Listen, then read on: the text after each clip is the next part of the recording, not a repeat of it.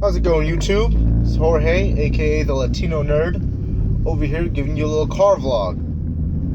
So, Wrestlemania is this Sunday, and not too excited about it. I'm gonna watch it with my brother.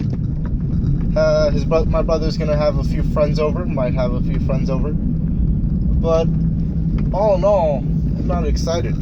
Like last year's Wrestlemania, I saw it with my roommates at college, and it was a good time. It was exciting, but the card was pretty much what the excitement was all about. And you got Seth Rollins versus Randy Orton, the Intercontinental Ladder match. Not to mention Sting facing off against Triple H. So the card was decent. This year, though, not too great. Not a lot of hype. There's only hype from the Raws and SmackDowns I've seen. The only hype is around Undertaker versus Shane McMahon and Triple H and Roman Reigns. And to be completely honest with you, I could care less. The Triple H Roman Reigns match is predictable as hell. We know Roman Reigns is gonna win, and the fact that it's the main event means that WWE is gonna look at the first time, I think, in my lifetime actually, that the fans at WrestleMania might throw garbage, might boo, and you know what? If WWE wants to push Roman Reigns, then go ahead, just suffer the consequences when they're here. Another thing is that the Shane McMahon versus Undertaker match, it's not really well defined. We don't know why Undertaker is fighting for Vince McMahon. We don't know the motives. We know Shane McMahon's motives. We know why Vince McMahon wants Shane McMahon to fight the Undertaker. But the Undertaker's just been like, yeah, I'll do it. Why not? And it's been ridiculous. The rest of the card, though, is very underwhelming. The Tag Team Championships, New Day versus League of Nations. They had to turn New Day face for this, for some reason. And I don't like it. And I don't know if that's because their lack of depth that they built in the tag team division. But it's very sad. And no, I don't think the only people who are gonna get a huge pop in that match are obviously New Day. And then we have the Intercontinental Ladder match, which should have just been Kevin Owens versus Sami Zayn, or Kevin Owens versus AJ Styles, but they're going with the 6-man ladder match for the Intercontinental title, and I guess that's a good idea. Zack Ryder's in it for some reason. I guess because Neville was supposed to be in it, but even then, like Neville. Of course, the match that is so underwhelming. They got pushed to the pre-show. It got pushed down to the pre-show. Is the fucking United States Championship match between Kalisto and Ryback. And I have to be honest with you, I was shocked when I heard that, because that's just, Kalisto's such a huge star. He's a rising star. He's the heir to Rey Mysterio. And you're just going to put him on the pre-show? Nah, fam. Nah. And how does that raise the United States Championship prestige? How does that do that in any way? How do you raise the prestige of a championship that John Cena helped raise when you're putting it on the damn pre-show? It's fucking ridiculous. And you know what? Hopefully, WrestleMania will change my mind and be great, because I hope it is. And I'm forgetting the Divas Triple Threat. The Divas Triple Threat might be the steal of the night, because we've all been waiting for Sasha Banks. We've all been waiting for Becky Lynch to go at it. And apparently they're going to rebrand the Divas division into the Women's division. Okay. I mean, you're a couple years too late there, WWE. TNA's been doing the Knockouts division since their fucking birth. And now you want to be women? You want to have a women's division? Oh, but you had a women's championship not that long ago, right? And you still called them divas? But you had a women's championship? So does that mean the women's championship's coming back as a diva championship? You know what?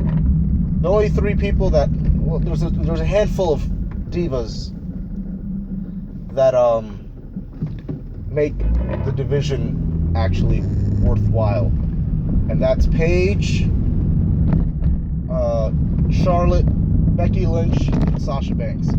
Everyone else, well, Natalya, but she's barely on TV. But everyone else is just absolute garbage at wrestling. Nikki Bella, yeah, but she's gonna retire soon, I think. It was either her or Brie Bella that's gonna... No, it was Brie Bella, Brie Bella that's gonna retire to spend more time with Daniel Bryan. And Nikki Bella is just there. She has her surgery, neck surgery, and she's recovering from that, but still, even watching her can be...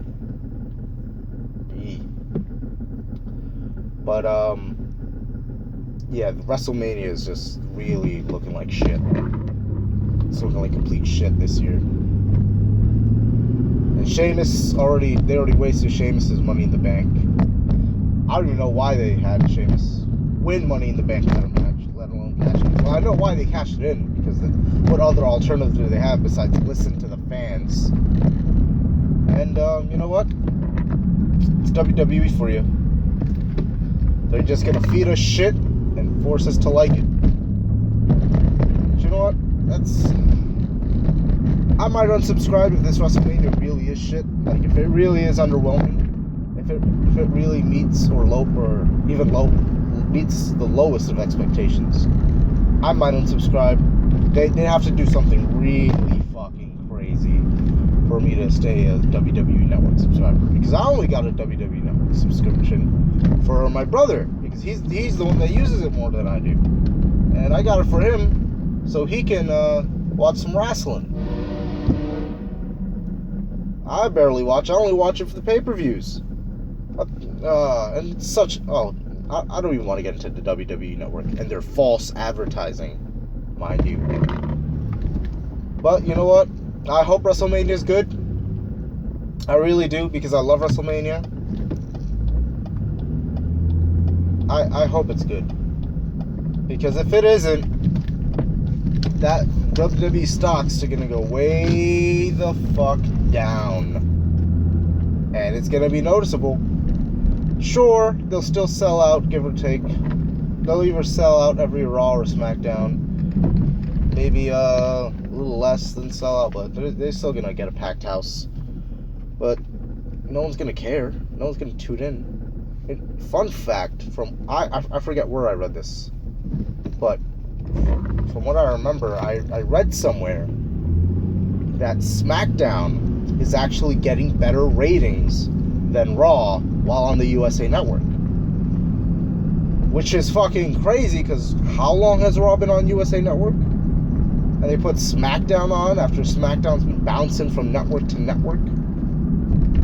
And SmackDown's fucking beating Raw? That just shows you how bad the 3-hour Raw is. And it's not WWE's fault. USA's just like, listen, here's a ton of cash for an extra hour. You work with it. We're giving you a ton of cash. And WWE needs that money. WWE needs that money, because WWE Network is complete trash.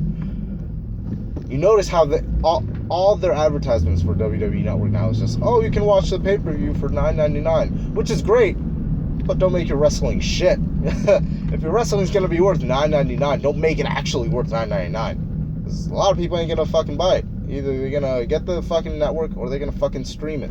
Because no one's gonna pay fucking $60 for your shitty ass wrestling, WWE. It's like people fucking ordering TNA's Bound for Glory when they were in fucking... Where the fuck were they? Japan?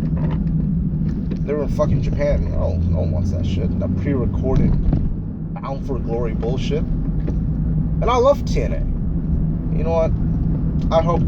Again, I know I said it like 4 or 5 times already, but I really do hope WrestleMania is good. Because if it isn't, the wrestling fan in me is going to be really sad. And it's just... you can't use the injuries as an excuse anymore. The injuries are now just showing how poor of a job WWE is doing developing the talent on their roster. That's all these injuries are doing. It's not, oh, well, we can't have... Because imagine the cards. Randy Orton versus whoever. It would have been either Sting versus The Undertaker or John Cena versus The Undertaker. It's... I don't know. But I am the Latino nerd, and I shall see you very soon.